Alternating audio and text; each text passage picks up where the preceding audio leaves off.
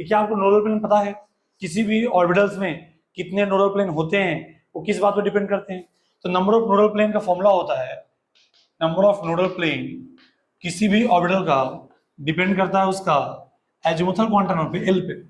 किस पे डिपेंड करता है? एजीमुथल क्वांटम नंबर पे। नोडल प्लेन मिलना मतलब एक ऐसा प्लेन जहां इलेक्ट्रॉन डेंसिटी 0, इलेक्ट्रॉन क्लाउड ना मिले, इलेक्ट्रॉन क्लाउड मिसिंग हो।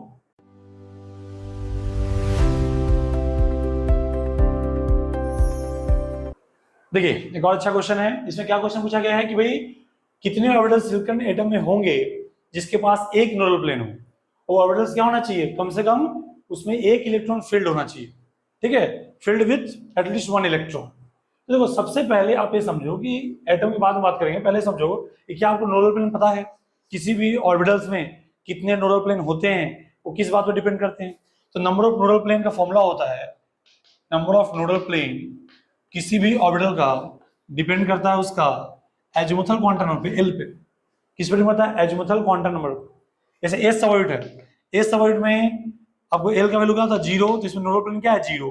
थोड़ा बहुत अगर जानते हो एस सबऑर्बिट का शेप होता है स्फेरिकल, इसमें इलेक्ट्रॉन क्लाउड जो है डिस्ट्रीब्यूटेड रहता है, इसमें कहीं भी नोडल प्लेन नहीं मिलेगा। नोडल प्लेन मिलना मतलब एक ऐसा प्लेन जहां इलेक्ट्रॉन डेंसिटी 0, इलेक्ट्रॉन क्लाउड ना मिले, इलेक्ट्रॉन क्लाउड मिसिंग हो, ठीक है।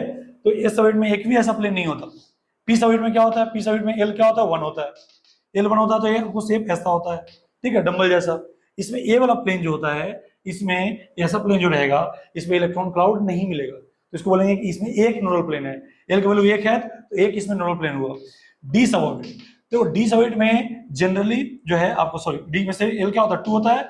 इसका जो शेप होता है वो डबल डंबल होता है जनरली, क्योंकि डी सबऑर्बिट में 5 ऑर्बिटल्स है ना, 5 में 4 ऑर्बिटल का शेप डबल डंबल होता है, और एक ऑर्बिटल डीजेड स्क्वायर होता है, उसका शेप थोड़ा डबल डबल नहीं होता, हटके होता है, डोनट टाइप शेप होता है उसका, ठीक है। तो हम लोग इसकी बात कर रहे हैं, लेकिन मुद्दा क्या है, इसमें L2 है तो नोडल प्लेन क्या होगा? इसमें 2 नोडल प्लेन होंगे, ठीक है, एक ए वाला प्लेन और ए वाला प्लेन में इलेक्ट्रॉन क्लाउड मिसिंग होगा। ये बातें हुई कि नोडल प्लेन क्या होता है, लेकिन हमें मतलब सिलिकॉन एटम से देखते हैं उसका कि इसमें कितने ऐसे ऑर्बिटल हैं जिसमें नोडल प्लेन एक मिलेंगे।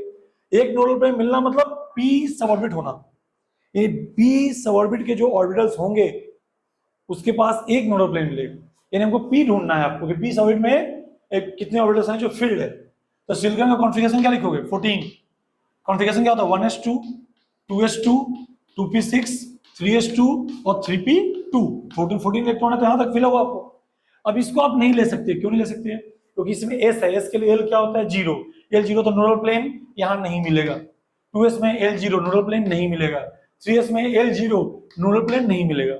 एस चाहे 1s हो, चाहे 2s हो, चाहे 3s हो, चाहे 4s हो, उसमें नोडल प्लेन नहीं मिलता, क्योंकि एल क्या होता है? 0 होता है।